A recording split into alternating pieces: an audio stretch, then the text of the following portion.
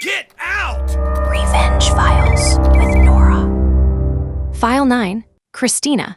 When the CFO fired me for performance issues, he had no idea I'd spent 14 months documenting his $75 million fraud scheme, every falsified revenue report, every phantom client account, every dollar skimmed from the Harbor Union Fund, the pension fund that 70,000 union workers depended on for retirement.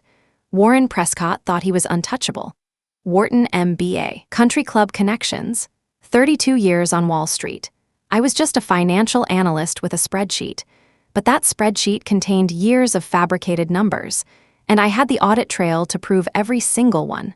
By the time the SEC finished with Belmont Equity Group, Warren wasn't just fired. He was indicted.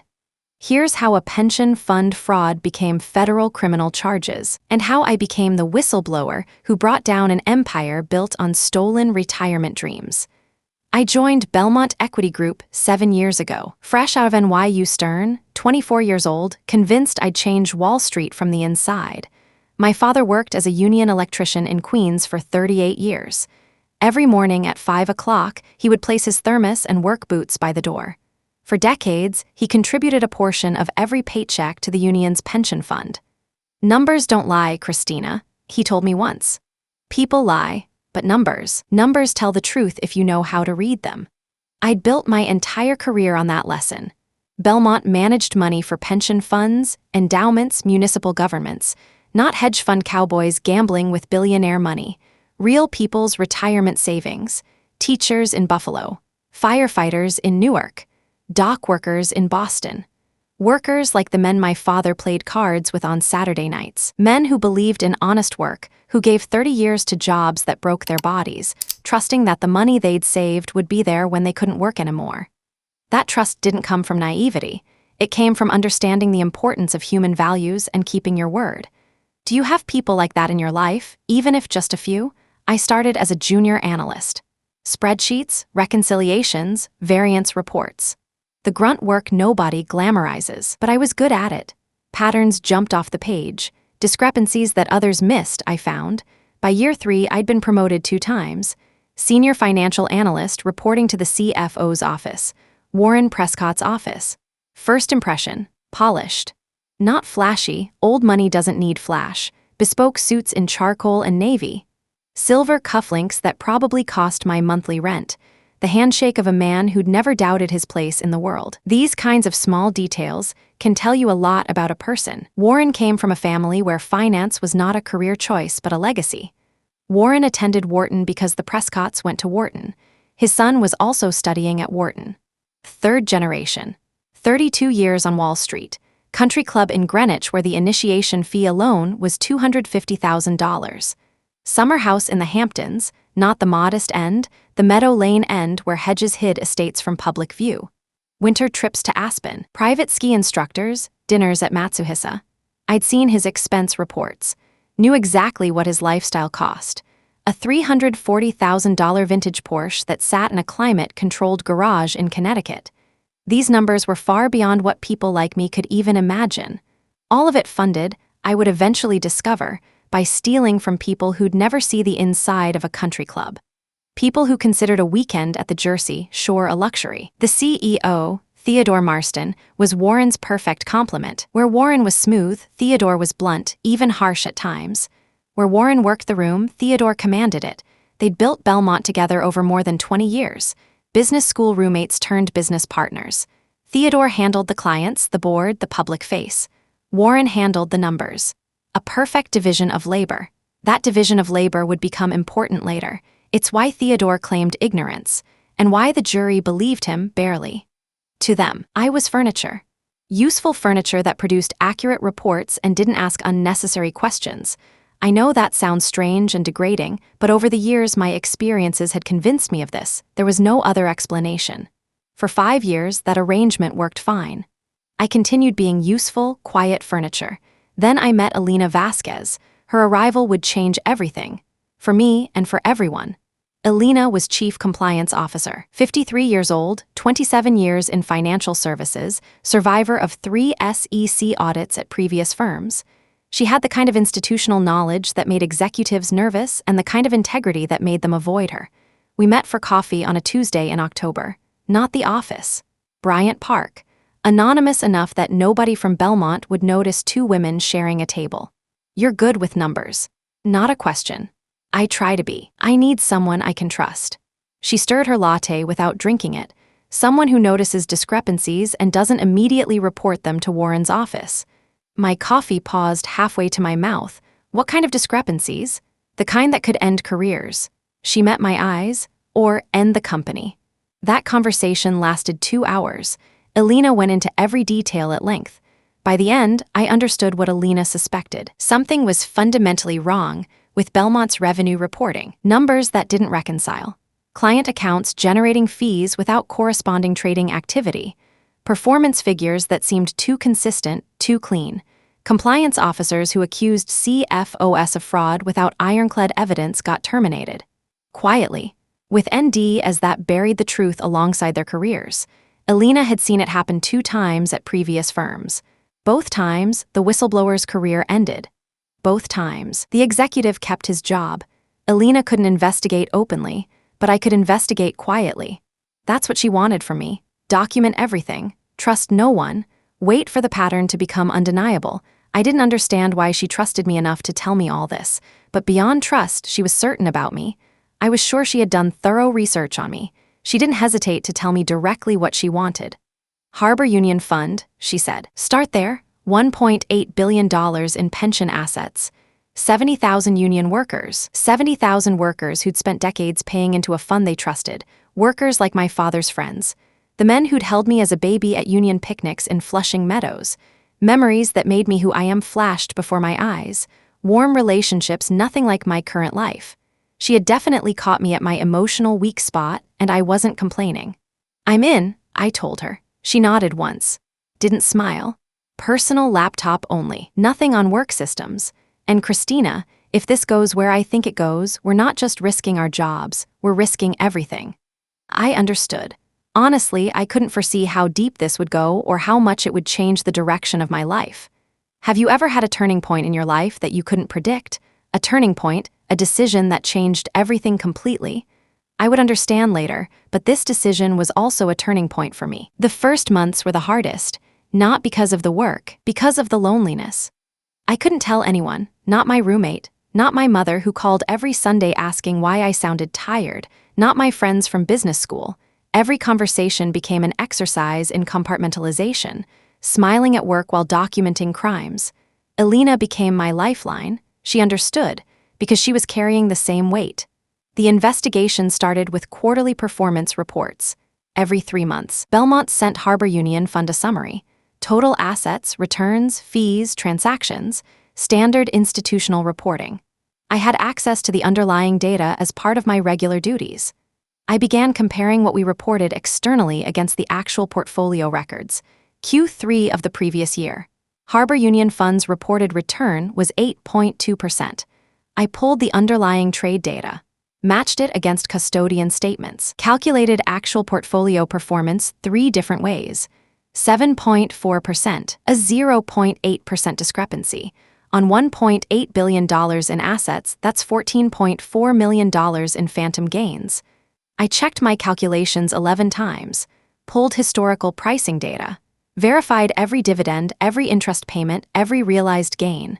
The numbers didn't lie. Someone had inflated the reported returns by nearly a full percentage point. I documented everything in Notion. Timestamps, screenshots, exported data files, every piece of evidence organized, searchable, synced across devices.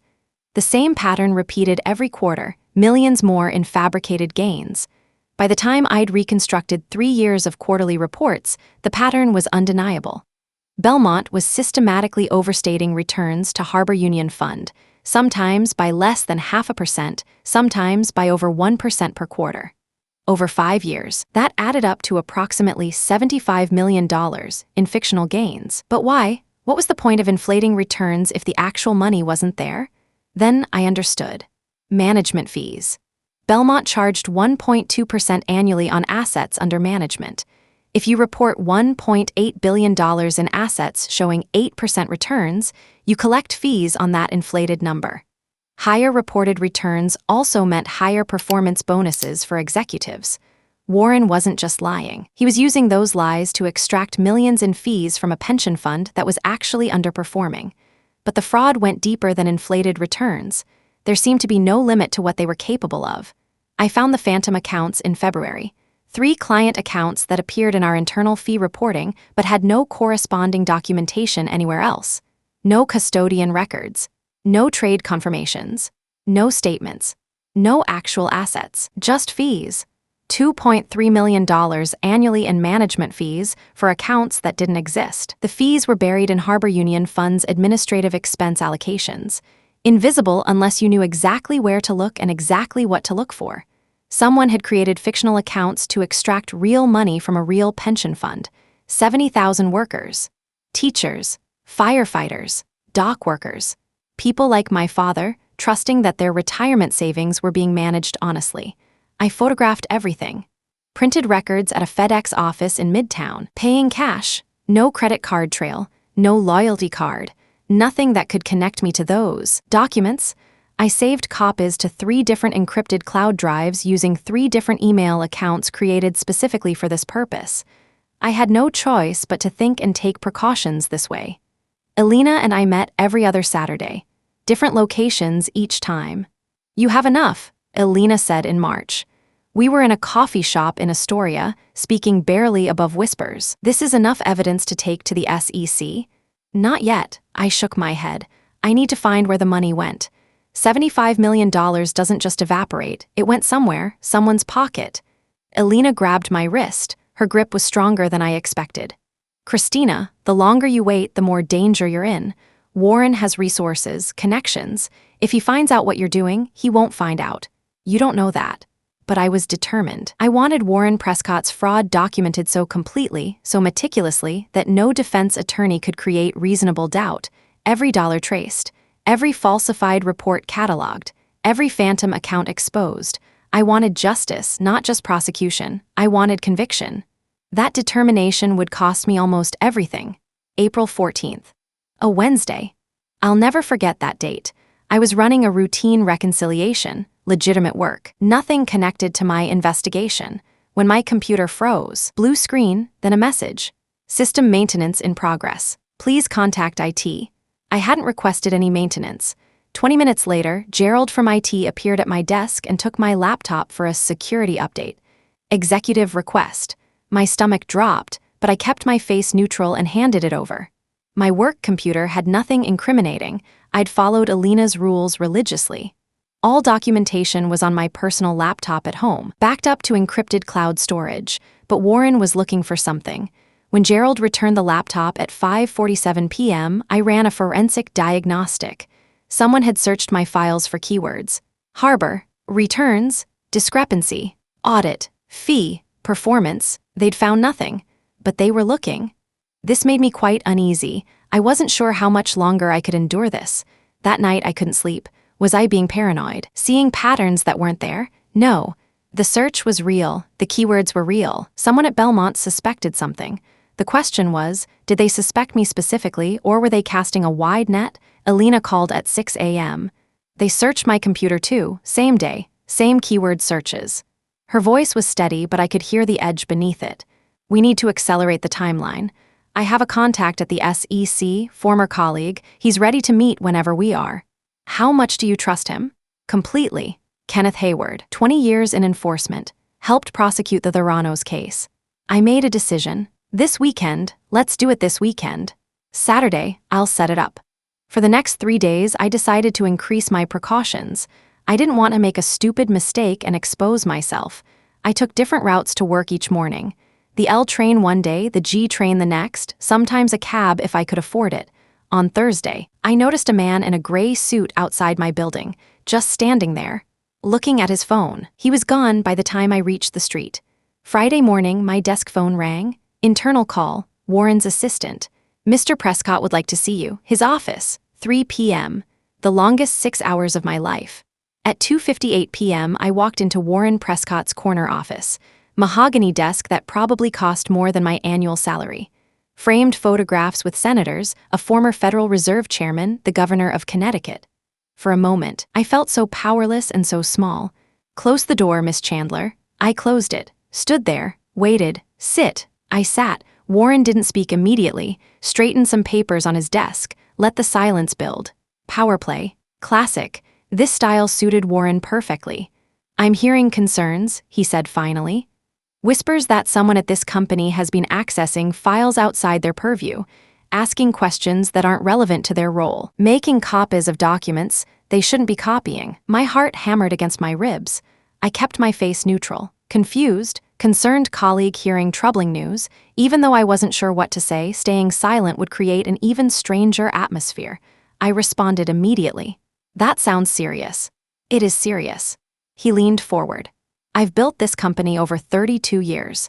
Theodore and I started with nothing, a business plan and a handshake. Now we manage $14 billion in assets. I won't let anyone jeopardize what we've built. I've never done anything to harm Belmont, Mr. Prescott. Then you have nothing to worry about." He smiled. It didn't reach his eyes. "But I want you to understand something, Miss Chandler. I protect my people. Theodore protects his people. But people who aren't part of the team, people who create problems, they don't last long in this industry. I've seen careers end over a single phone call, references that never get returned, doors that suddenly close. I understand." "Good." He waved his hand. "Dismissal, that's all." I walked out of his office on steady legs, made it to the women's restroom on the 14th floor, locked myself in a stall, and threw up. Elena found me 20 minutes later. She'd been watching the hallway.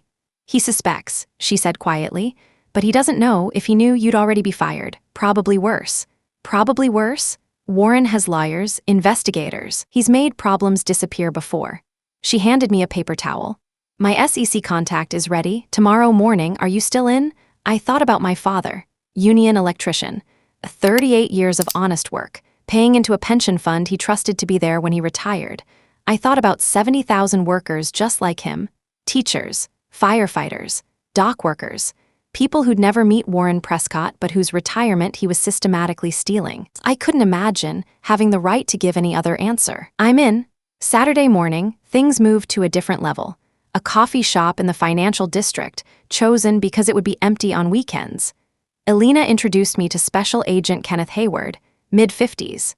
Salt and pepper hair, the kind of calm that came from 2 decades of building cases against people who thought they were above the law. I handed him a flash drive containing 14 months of evidence, falsified performance reports, phantom account documentation, fee extraction records, timeline of the scheme going back 5 years. He reviewed it for 90 minutes, asked questions, took notes. "This is solid work," he said finally. "Solid enough to open a formal investigation. What happens now?" "Now the SEC takes over. We'll subpoena records, interview witnesses, follow the money. Your role becomes cooperating witness. And Warren, if your evidence holds up, and I believe it will, Warren Prescott will face federal charges, securities fraud, wire fraud, possibly RICO violations if we can prove this was a sustained criminal enterprise." I let out a breath I didn't know I'd been holding. I took a deep breath, trying to relax. "There's something else," Hayward added. "Whistleblower protection. Under Dodd-Frank, you're protected from retaliation. And if this leads to sanctions over $1 million, you're entitled to 10 to 30% of the penalty." I didn't do this for money. I know, but protect yourself anyway. Get a lawyer. Because once Warren finds out about this investigation, and he will find out, he's going to come after you with everything he has. I knew Warren very well. I had no doubt he would do this. The investigation had officially begun, but Warren Prescott was about to make his move first, Monday morning. 48 hours after I'd handed the evidence to the SEC, walking into Belmont felt like entering enemy territory. Every glance from a colleague felt loaded with meaning. Was that sympathy? Suspicion? Did they know something I didn't? I sat at my desk, opened my email, tried to work. At 4:47 p.m., Warren's assistant appeared. "HR needs you in conference room C." Conference room C? The termination room? I knew what was coming before I opened the door. Warren sat at the head of the conference table, Theodore Marsden beside him, 2 HR representatives, an outside employment attorney I didn't recognize, 5 against 1. Why would he start playing the game fair now, I thought. "Have a seat, Miss Chandler." I sat. Warren slid a document across the table. "This is a separation agreement, effective immediately. You're being terminated for performance concerns. Performance concerns? Your quarterly reviews have been satisfactory but not exceptional. Given our current restructuring needs, we're eliminating your position. Afterward, I couldn't focus on what they were saying. The sound seemed to come from inside a cave. I think it was one of my body's ways of coping with stress. I listened to that muffled voice trying to understand. I almost laughed. 7 years of promotions, consistently exceeding expectations. Now suddenly my performance was a concern. The agreement includes a severance package, the employment attorney added. 6 months salary, continuation of benefits, in exchange for your signature on a confidentiality agreement and a general release of claims. I picked up the document. The confidentiality clause was 12 pages long. It prohibited me from discussing any aspect of Belmont's business with anyone, including regulatory agencies, law enforcement, or the press. They were trying to buy my silence. I looked at Warren. He was watching me with the satisfied expression of a man who'd solved a problem. The offer expires at 5 p.m. today, he said. If you don't sign, you leave with nothing. No severance, no reference, and I'll make sure everyone in this industry knows you were terminated for cause. 7 years in finance, I'd seen this playbook before: intimidate, isolate, silence. I set down the document. No, Warren's smile flickered. Excuse me? I won't be signing this agreement. Miss Chandler, I don't think you understand your position. Without this severance, you receive nothing. Your career in finance ends today. How could he know how many possible scenarios I had calculated about the consequences of my decision? I stood up, gathered my composure. You made a mistake, Mr. Prescott. 14 months ago, when you decided to inflate returns and create phantom accounts to steal from a pension fund, from 70,000 workers who trusted you. I noticed my voice trembling toward the end, but his face had turned pale white too. He never expected this from me. My voice started coming out stronger and more confident. Somehow I had relaxed. It was as if the words began pouring out of my mouth automatically. I documented everything, every falsified report, every phantom fee, every dollar you skimmed. The SEC has had the evidence since Saturday. Dead silence. Theodore Marsden's face went from confusion to fury in 3 seconds flat. Warren, what is she talking about? She's lying. She's a disgruntled employee making accusations. The SEC will be requesting records tomorrow, I said. Maybe today, depending on how quickly they move. Everything I documented, they're going to find the same patterns. You told very big lies, but numbers don't lie. I walked toward the door. Paused. One more thing. Under Dodd-Frank, firing a whistleblower is a federal offense. Add retaliation to your list of charges. I left the conference room before anyone could respond. Elena was waiting by the elevators. They got me too, 20 minutes ago. The SEC has everything. I know. She managed a small smile. Warren can't bury this now, it's too late. We walked out of Belmont Equity Group together, past the security desk, through the revolving doors, into the chaos of Midtown Manhattan at rush hour. 14 months of investigation. 7 years of my career. Gone in one afternoon. But I was at peace. We had done the right thing, now we just had to survive the fallout. The next 72 hours were a masterclass in how powerful people protect themselves, and how quickly that protection crumbles when the feds get involved. Tuesday morning. Special Agent Hayward called at 7:15 a.m. We've opened a formal investigation. Mr. Prescott's attorneys are already claiming your evidence was obtained illegally, that you exceeded your authorized access. Everything I gathered was from files I had legitimate access to as part of my job duties. I never hacked anything, never accessed restricted systems. I believe you, our forensics team will verify, but you should expect Belmont to fight this aggressively. Get an attorney, a good one. I called a whistleblower attorney named Carla Reyes that afternoon. You're protected under Dodd-Frank, she explained. Your termination is textbook retaliation. We can file a complaint with the Department of Labor, and if your evidence leads to SEC sanctions over $1 million, you're entitled to 10 to 30% of the penalty. I told the SEC I didn't do this for money. That may be true, but Warren Prescott is going to try to destroy your reputation before this goes to trial. The money is irrelevant.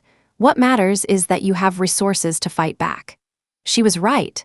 By Wednesday, the financial press had the story, but not the version I expected. Belmont Equity denies fraud allegations, calls former analyst vindictive. As always, They knew no limits. I thought, this is going to get even uglier. 7 years of building a reputation in finance. Erased in 72 hours by anonymous sources and carefully placed leaks. Warren's PR machine was running at full speed. My phone rang constantly. Reporters asking for comment. Former colleagues calling to warn me that Belmont's lawyers were asking about my personal problems and history of conflicts with supervisors. I had no history of conflicts. I had no personal problems beyond the normal stress of a demanding job. They were manufacturing a narrative. Disgruntled employee. Unstable. Vindictive. My mother called that Wednesday night. She'd seen something on the news. "Christina, what's happening? They're saying terrible things about you. I should have called you earlier to warn you about what might happen." "It's not true, Mom. None of it is true."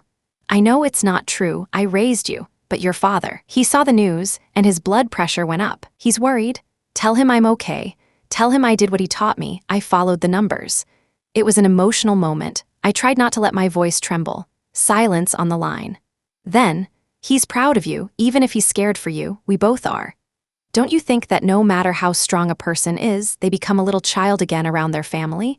And finally, Thursday morning came, and that morning would change everything. The SEC filed an emergency motion to freeze Belmont's accounts pending investigation. Granted within hours. Thursday afternoon, Harbor Union Fund's Board of Trustees, the 70,000-member pension fund Warren had been defrauding for 5 years, demanded an immediate independent forensic audit. Thursday evening, 2 of Belmont's largest institutional clients requested emergency withdrawals totaling $890 million. Friday morning, Theodore Marsden called an all-hands meeting. Warren Prescott was notably absent. "Warren has taken a voluntary leave of absence," Theodore announced, "to focus on personal matters and allow the company to cooperate fully with regulatory inquiries." Voluntary leave of absence. Corporate speak for. Pushed out before he could be dragged out. The forensic auditors found exactly what I'd documented, and more. Much more. Warren hadn't just been inflating returns for Harbor Union Fund. He'd been running variations of the same scheme across multiple clients for over 10 years. Total documented fraud, $127 million. The phantom accounts were conduits. Money flowed through them to offshore accounts in the Caymans, then to shell companies that purchased real estate, art, vintage cars. Warren Prescott hadn't just been stealing. He'd been building a second fortune with other people's retirement savings. But finally, the numbers had told the truth. 3 weeks after I handed evidence to the SEC, Warren was arrested at his home in Greenwich, Connecticut. I watched the footage on my laptop. 6 a.m.